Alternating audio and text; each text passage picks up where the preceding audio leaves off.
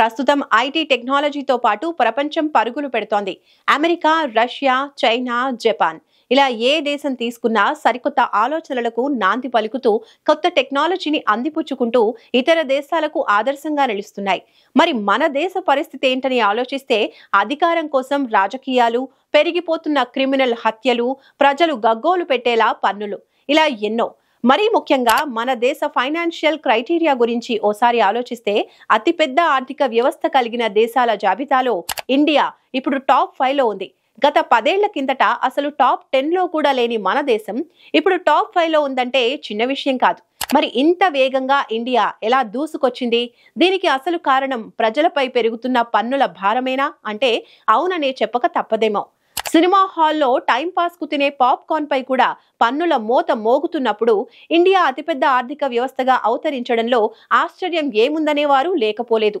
ఈ నేపథ్యంలో పాప్కార్న్ పై కేంద్రం వేసిన పన్ను ప్రస్తుతం దేశవ్యాప్తంగా చర్చకు దారి తీస్తోంది. అది కూడా 1 కాదు 2 కాదు, ఏకంగా 3 విధాలుగా పన్ను విధించింది కేంద్ర ప్రభుత్వం. సాల్ట్, మసాలాతో కూడిన పాప్కార్న్ పై 5% GST, free packed branded popcorn పై 12%, అలాగే క్యారమెల్, షుగర్ పాప్కార్న్ పై 18% జీఎస్టీ విధిస్తూ కేంద్ర మంత్రి నిర్మలా సీతారామన్ ఇటీవల అధికారికంగా ప్రకటించారు.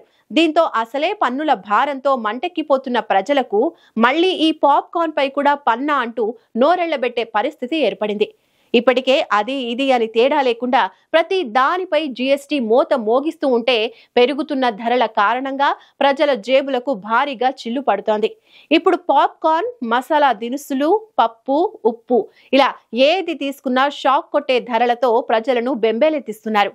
ఇలా కేంద్ర ప్రభుత్వం విధిస్తున్న పన్నులపై సోషల్ మీడియాలో రచ్చ మామూలుగా లేదు. ప్రపంచమంతా కొత్త ఆవిష్కరణల్లో ఉంటే ఇండియాలో మాత్రం కొత్త పన్నులు పెంచే పనిలో ఉందంటూ చాలా మంది విమర్శలు గుప్పిస్తూ ఉన్నారు. అయితే గతంలో కూడా కేంద్ర ప్రభుత్వం చాలా వాటిపై పన్నులు విధించినా ప్రజలు పెద్దగా పట్టించుకోలేదు. కానీ టైం పాస్ కు తినే పాప్కార్న్ పై కూడా జీఎస్టీ వేయటంతో ఒక్కసారిగా దానిపై అగ్గి మీద గుగ్గిలమవుతున్నారు ప్రజలు. అది 1, 2 కాదు, ఏకంగా 3 స్లాబుల్లో జీఎస్టీ విధించడమే చర్చనీయాంశం అవుతోంది. జీఎస్టీ అనేది ఇండైరెక్ట్ ట్యాక్స్ కాబట్టి దీని ప్రభావం పేద, మధ్యతరగతి ప్రజలపై కూడా పడుతుంది. ఇదే ఇప్పుడు చర్చకు వస్తున్న అంశం. అయితే పాప్కార్న్ పై 3 ట్యాక్సులు విధించాల్సిన అవసరం ఏముందనే సందేహాలు ఖచ్చితంగా వస్తాయి. దీని వెనుక కూడా చాలా పెద్ద కథే ఉంది. పాప్కార్న్ అనేది అమ్మే ప్రదేశాన్ని, దాన్ని తయారు చేసే బ్రాండ్ను బట్టి రేట్ మారుతూ ఉంటుంది. దీనికి ఎగ్జాంపుల్ చెప్పాలి అంటే రోడ్పై లేదా బస్టాండ్, రైల్వే స్టేషన్ వంటి ప్రదేశాల్లో అమ్మే పాప్కార్న్ ధర ఒకలా ఉంటుంది. అలాగే సినిమా హాల్స్, షాపింగ్ మాల్స్ వంటి ప్రదేశాల్లో అమ్మే పాప్కార్న్ ధర మరోలా ఉంటుంది. అయితే వాటిని తయారు చేసే విధానం, అందులో వాడే ఇంగ్రీడియంట్స్ ను బట్టి కూడా పాప్కార్న్ ధర మారుతూ ఉంటుంది. అందుకే వీటన్నింటిని దృష్టిలో ఉంచుకుని కేంద్ర ప్రభుత్వం 3 రకాల స్లాబ్లను పాప్కార్న్ పై విధించినట్టు తెలుస్తోంది.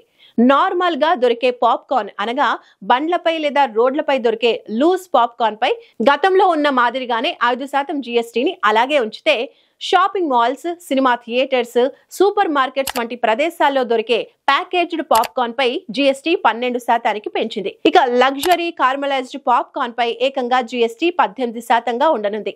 ఎందుకంటే ఇందులో యాడెడ్ షుగర్ ఉండడమే అందుకు ప్రధాన కారణం.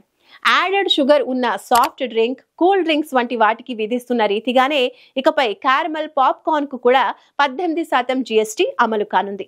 సరే, ఇంతవరకు బానే ఉంది. అయితే అసలు ఇప్పటికిప్పుడు పాప్కార్న్ పై జీఎస్టీ పెంచాల్సిన అవసరం ఏముందనే ప్రశ్నలు కూడా వినిపిస్తున్నాయి. దీని వెనుక మరో కథ కూడా ఉంది. హెయిర్ ఆయిల్ కు సంబంధించిన ఓ కంపెనీ గతంలో సుప్రీం కోర్టులో ఓ పిటిషన్ వేసింది. వంట నూనెకు విధించే 5% జీఎస్టీనే హెయిర్ ఆయిల్స్ పై కూడా కేటాయించాలని, అంతకంటే ఎక్కువ జీఎస్టీ విధించడం సరికాదని ఓ కంపెనీ పిటిషన్ లో పేర్కొంది. ఇలా పిటిషన్ వేయాల్సిన అవసరం ఏముంది అంటే వంట నూనెపై జీఎస్టీ 5%గా ఉంటే హెయిర్ ఆయిల్స్ పై మాత్రం 18%గా ఉంటుంది. ఎందుకంటే హెయిర్ ఆయిల్స్ లో బ్యూటీకి సంబంధించిన ఇంగ్రీడియంట్స్ వేయటం వల్ల దాని కాస్ట్ ఎక్కువ, దానికి తగినట్టుగానే జీఎస్టీ కూడా ఎక్కువే.